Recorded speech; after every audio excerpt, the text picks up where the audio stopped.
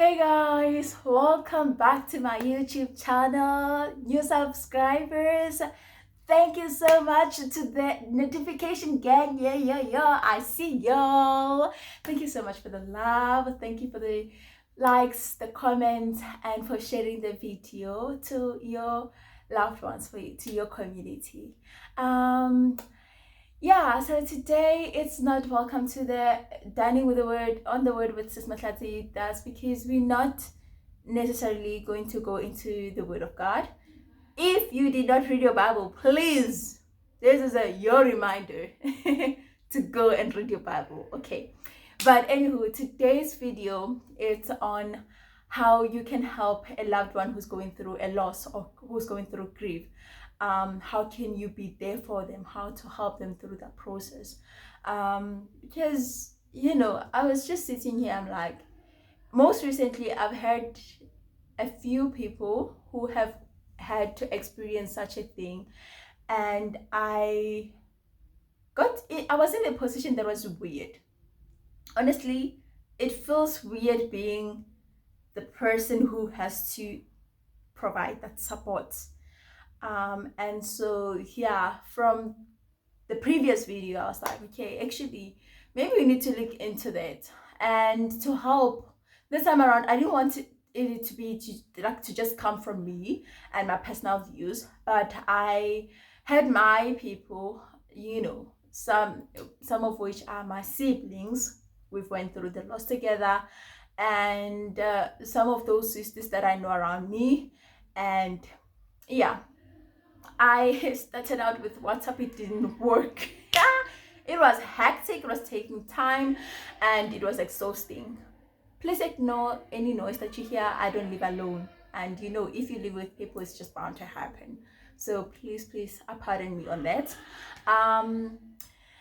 And so yeah, I made an online questionnaire where I put questions like that I thought would, somebody would, in if you were in somebody's shoes who needs to support or to be there for a loved one, maybe how would they want to help? Or yeah, you get what I mean, right? So yeah, made an online questionnaire and got those responses. I'm gonna be giving you guys most generalized responses that I got, most common ones. And of course, remember that each person is each individual is different, right? So they will go through this process differently. As we've touched on the stages of grief, that also comes into play for different people. You'll find that other people's stages of grief is like from 5 to 1 to 3. It's not linear, and it's going to be different for each person. So it's very important that you also keep track of where the person is whenever you would want to be there for them. Yeah.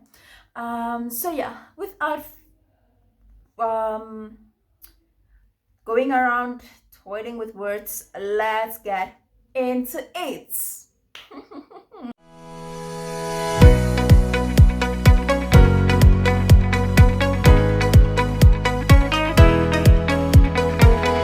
Alright, so the first question that we had on the questionnaire was, which gestures or actions from others provided the most comfort during your period of mourning?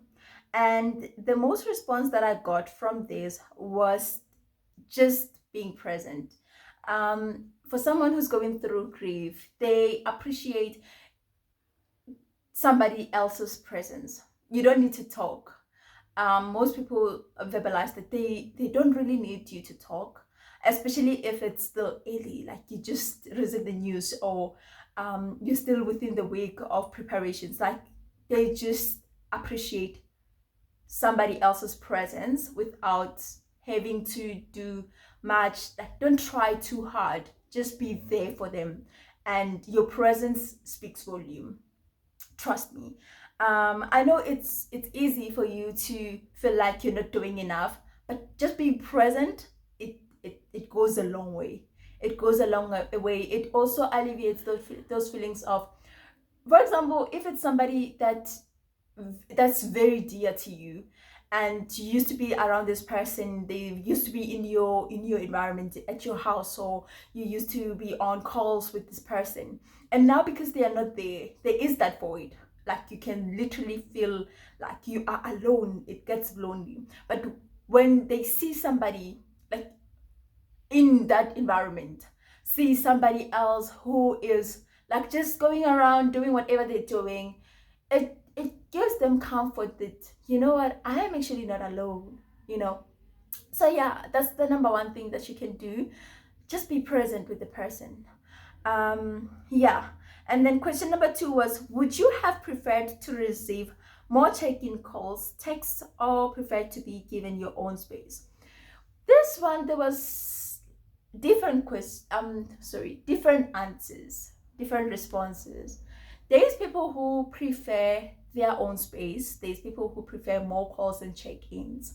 And of course, it goes back to a person's personality. You will know your person. Of course, you can be there for a stranger, of course, especially if you're prompted by the Holy Spirit to say, nah, this person needs prayer, or this person needs me, right?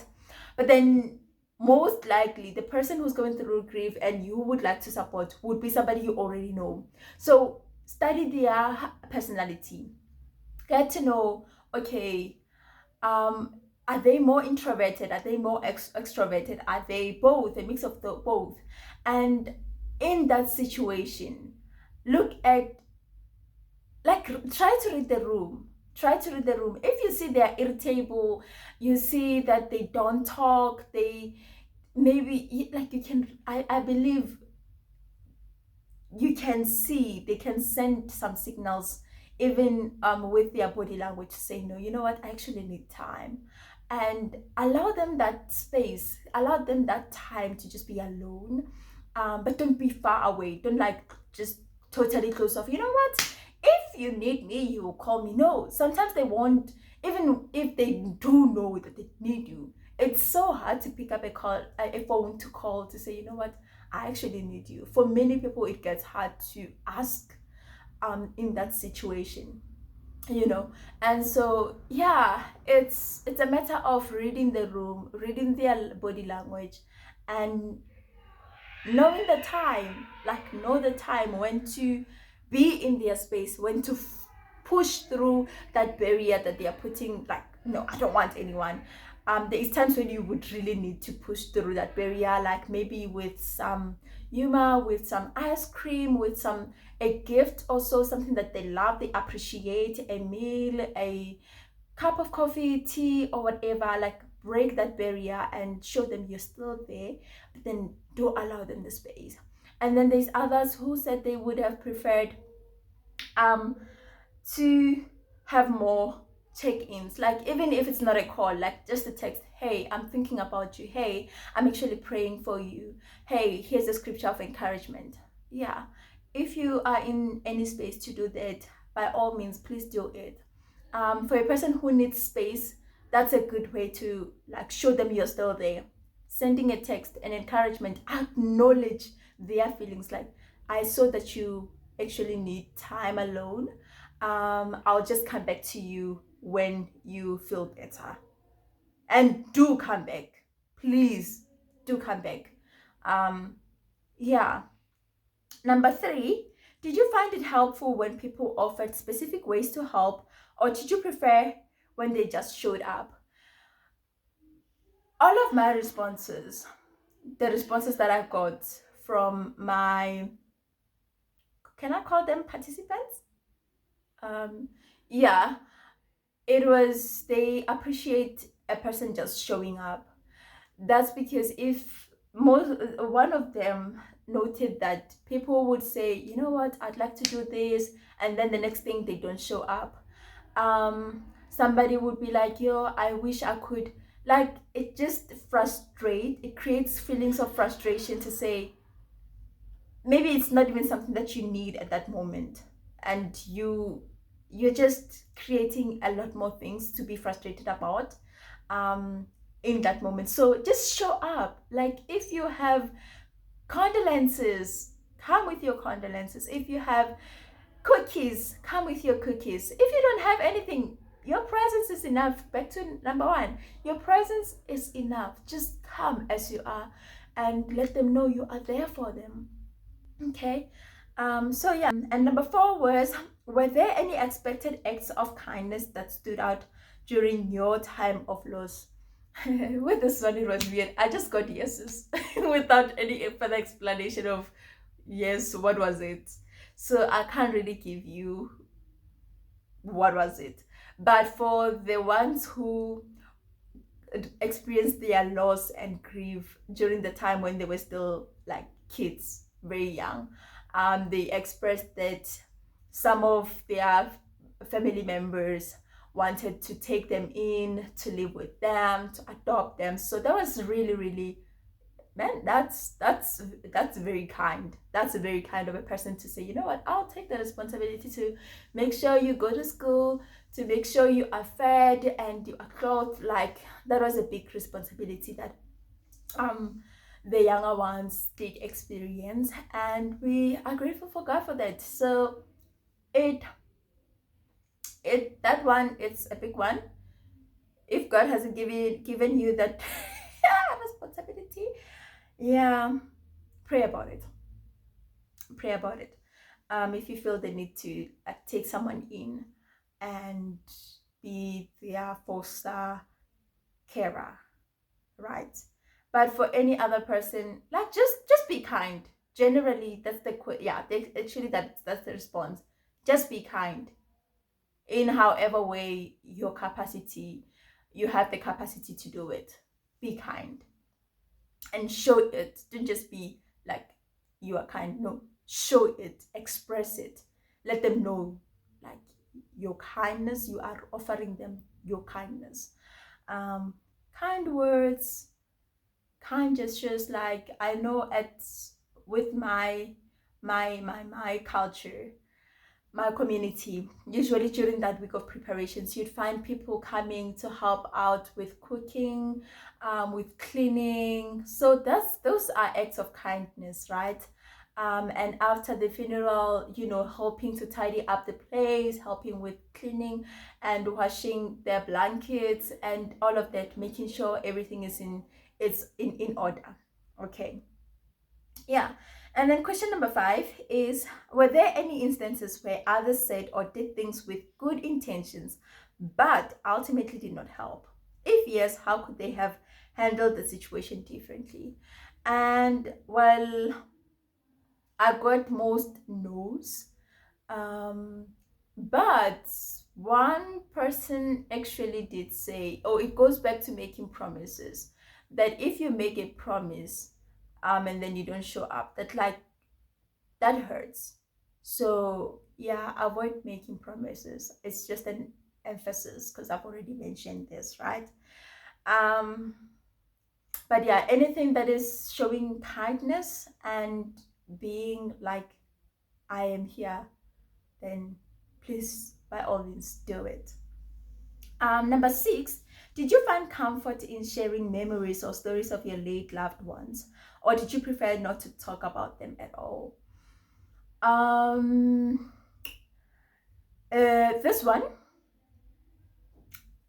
most people said they prefer sharing memories, and stories. But the issue is not having people to relate to. Like, you want to share this memory. For example, it's my mom. We don't share the same mom. So it's kind of difficult that we don't both know her that way. So it would be difficult to share those stories and those memories. And one actually said that they would feel like they are boring the other person. Like, it's like, yeah, it's not relatable. They would want to share, but it feels like there is nothing to relate on in sharing these stories.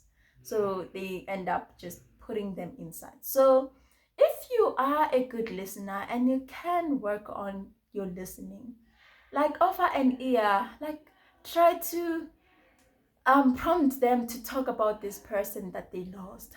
Like, or this pet. I mean, even pets, we lose pets. What was your favorite thing about this person? What was her favorite meal? Try to create that room where they can speak and reminisce over their memories. And if there's any funny story, ask them, what was the funniest thing that your mom once did or said to you? What was your favorite thing? Such things. It helps them to reminiscence and just accept that indeed she is gone, and those are memories that they will just have to hold on to for the rest of their lives. um and number 7, it just, it links to the previous one. How did listening contribute to your healing process, and what can be done to enhance one's listening skills when supporting someone experiencing grief? Most of the people that I interviewed said it helps a lot having someone who listens and actively, like who actively listens. So ways that you can enhance your listening skills is avoid any distractions. If it's your phone or it's something you're busy with, something, like, just for that 5 minutes or so that you have, that you can spare, be intentional about, especially if you're going to ask those prompting questions. You want to hear what's so special, what they loved, they enjoyed, their favorite memory. Like, you would want to give them an ear and acknowledge their feelings. Like, acknowledge and what is the other word for that I'm looking for? Validate those feelings. Don't just brush them off like, yeah, man, and then you leave it there. Like, acknowledge and um, validate their feelings. You can rephrase what they're saying. Oh man, I can imagine. For sure. Yeah, yeah, yeah. You know, make it a conversation. Not Don't make it awkward, like closed questions. Yeah, you know. Number 8, did you find any particular resources or supporting groups helpful in navigating your grief? Some people did, some people did not. And of course, it goes back to each person being different. And yeah, those who experience their grief in earlier stages of their development, of course, or growing up, like in their childhood and teenage years, they did not have much knowledge on how to access resources like counselors, psychologists, and funds were also an issue for them. But for those who are like adults and independent, most of them did make use of those resources and found them helpful. Some of them were students by the time they experienced the grief. So as a student, you know that you have student support services that you can contact, and they may be able to help you. And to get in contact with those people, like, you can approach one of your trusted lecturers. You can approach these peer facilitators as well as house comms. So yeah, make use of those resources. Whoever you see, there's many ways of getting hold of those services, especially if you're a student. And if you're a young adult or a working adult, I'm not sure about your work, because I know in health we do have um, those services readily available to us, and so you can see how it goes. um, yeah, and even at the hospital or your local clinic, I believe you should be able to get like counseling at no cost whatsoever. So just find out. Looking back, what advice, that's number 9, would you give to someone who wants to support a friend or family member in their season of loss? Remember, we are asking people who have experienced it firsthand. So most of my people went back to number 7 of um, listening to them. Like, it helped them process their emotions, process their thoughts, see what they miss, see, regular checkups or check-ins. It helps them to see where they are at with their grieving process, and help them to accept in the process. When somebody is just there to listen, they really, myself counted in. Well, me, I feel like most of my responses would be different. I'm someone who prefers my own space. And if you're going to listen to me, yeah, I have to, like, we have to take time to build the IPR. The IPR is more important than your presence. Us having a relationship, us knowing each other, plays a big role for me to even open up if you want to listen.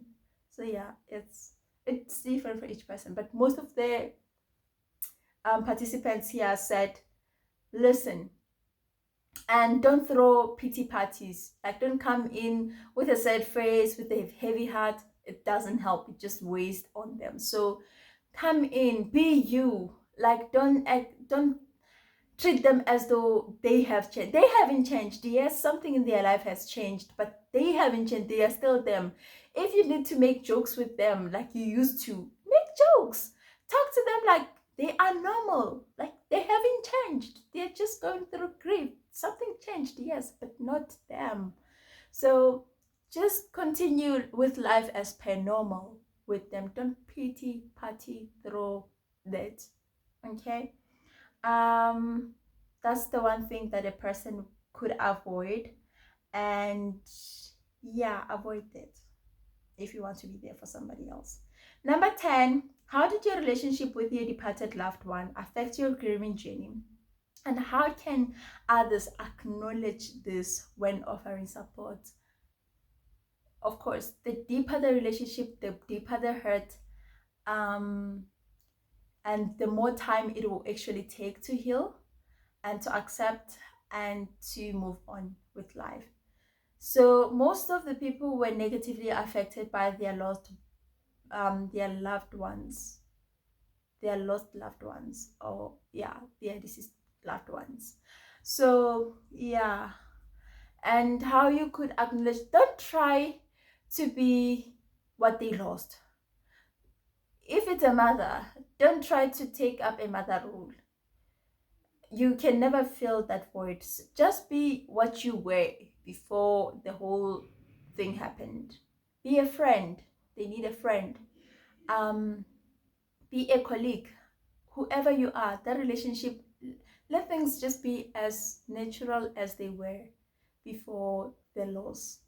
It just helps to also enforce that feeling of, actually, I am still me. Because I believe some of us tend to even go through identity crisis, especially if you grew up with identity issues.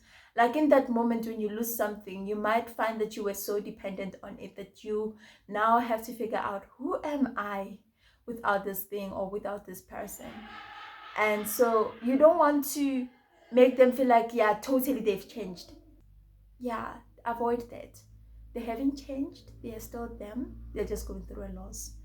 And so yeah, be there for them. Yeah, I kind of lost where I was there, but okay. Number 11, how did your grief impact your relationship with others, and how could this relationship have been strengthened or supported? A couple of people reported that they withdrew from other people. Some others say, actually no, it's a few that say they withdrew from other relationships. But in contrast, many of the respondents said their relationships actually grew stronger. I know, even for myself, myself and my siblings, like, we grew much closer from my mom's death. And yeah, with other ones also, they saw their church members coming in, their relationships with their communities got stronger because those people were supportive. They were coming in, checking up, regular calls, taking them out. Like, yeah, that helped in strengthening their relationships. So that's what one thing you could do, just don't distance yourself. In as much as you want to give the person some space, but do not like become a stranger. Be you around the person and allow them to be themselves around you. Number 13, what role did humor play in your grieving process? And if any, how could others incorporate it as they interact with a grieving person? Most of them, if not all, said that there was no humor. Yeah, but then those who did, they say it helps distract from the pain, and especially sharing humor about this loved one. And it goes back to relatability. If it's somebody that we relate to, for example, with your siblings, it's easy to make a joke with somebody with whom, like, who shared the same relationship, if not same but similar relationship with the deceased. You understand? um like, for example, if you were to now come out of the blue in the chats and be like, yeah, like, just throw some dark humor thing, it's gonna hurt. It's gonna come off as insensitive rather than a you trying to enlighten my mood. You understand? So look at the relationship that you share with the person and the relationship you had with the deceased, and yeah, navigate that. I know me and my partner, we share quite a lot of humor about our parents, because our parents are not here, so it's easier, because we know from it comes from a point of security. We know we love each other, and yeah, it's easier to just share humor that way and not take offense. So you will read the room, like, assess your relationship status with the person, and yeah, do it in a very safe manner. um 14, did you find it helpful when others shared their own experiences with loss, or you prefer to simply listen and empathize with yours? um Most people said it was helpful when others shared their own stories on loss, grief, how they handled it, their own experiences and all that. Yeah, everybody's different. Personally, no, why are you telling me about your grief now? Like, listen to me. With me, I would say, no, I need you to just listen to my pain, validate my experience. Yeah, don't make it all about you. But yeah, we are different, very different. So other people found courage from other people, and actually it created that sense of I'm not alone. Like, other people go through this. Yeah, yeah, we are all different. And then, with seeking professional help from psychologists and grief counselors, others found it helpful, others did not find it helpful. And I think it also depends on the kind of therapist that you get, as well as the time. Because if you just have one session, it won't help. One session is not enough, because the therapist would need to build an IPR, get to know you, do some assessment, um, and then you also need to be in an environment where you feel safe. It will take time for you to open up and feel that safety. Please excuse the noise. This is the only time I can record this, and yeah, a lot is going on. Yeah.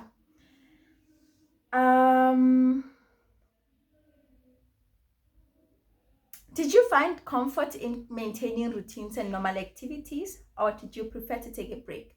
All of us prefer to take a break. Like, give us some break. We need to rest. We need to know that we are not human doings. We are human beings, and we are going through things. They need our attention. So we prefer to take breaks, although most of us did not get that break, especially for students, people, those who went through the grief or the loss while they were studying, working, those demands of life. Unfortunately, that's life. You can't just take a break. Life moves on. And then, how does the anniversary of your loved one passing or other significant dates affect you, and how could others offer their help? Most of the respondents said they find themselves in a position where they have to reminisce over their memories, and yeah, it brings triggers, but yeah, they learn to just cherish those memories. And how others can help is by just acknowledging their feelings, acknowledging those dates. Like, maybe say for example you send a text, hi, I know this is the day where you lost da da da, and I know, I don't know how it you must be feeling, but I am praying for you. Something thoughtful, something that shows that you are aware of their world and what's going on in their world, and let them know, like, give them encouraging words. um yeah, I know you loved her. She would be proud of you looking at where you are at right now. And you can also just say, you know what, I'm really proud of you for the resilience that you've shown, for moving, for moving on, or rather not moving on, for continuing with your life and thriving through it, regardless of the pain that you are bearing on your shoulders. Yeah, it's really soothing to hear such sentiments from your loved ones or from your friends who were there during the loss, and now it's 2 years, a few years down the line, and they still don't act like, yeah, totally life moved on, yeah, it doesn't care, it doesn't matter anymore, but rather they acknowledge that, yeah, it was significant and it still plays a role, that that person is not with you anymore. Like on birthdays, their death dates, um, or the funeral day, whatever day you remember. I know that most of us usually, like on this significant date, you find that we post. We just like, happy heavenly birthday, on this day, blah blah blah. So like, yeah, and it doesn't always have to be like a reminder when we post. You can, if you really care about this person, you can even keep it on your calendar before they even post, and just say, oh man, I can remember during this year, during this time on this year, this happened. Man, may she continue to rest in peace. Those things, they help with the healing process. So yeah, that's just a few ways that you can be there for your loved one who's going through a grief or a loss. I hope you find them helpful, and that you don't get to feel awkward and all weird around somebody who's gone through a loss. Yeah, be an active listener at most. I think that's the point that wraps them all up. Be an active listener. If you're not one, work on it. Try to work on it. And of course, you don't have to act, you don't have to put a mask. If you are struggling with actively listening, find other ways to be kind, to just show them you are there for them. It goes a long way. So yeah, guys, that's it from me for this week's video. I hope you guys found it very, very helpful, and don't forget to, if you found it very helpful, like, and if you want to be part of this community where we help each other grow spiritually and personally, subscribe, be part of the community. And if you want to help another sister out, a brother out there who might find these resources very helpful, please share with them. I really do appreciate you all for staying until the end of this video. See you in the next video. Woo!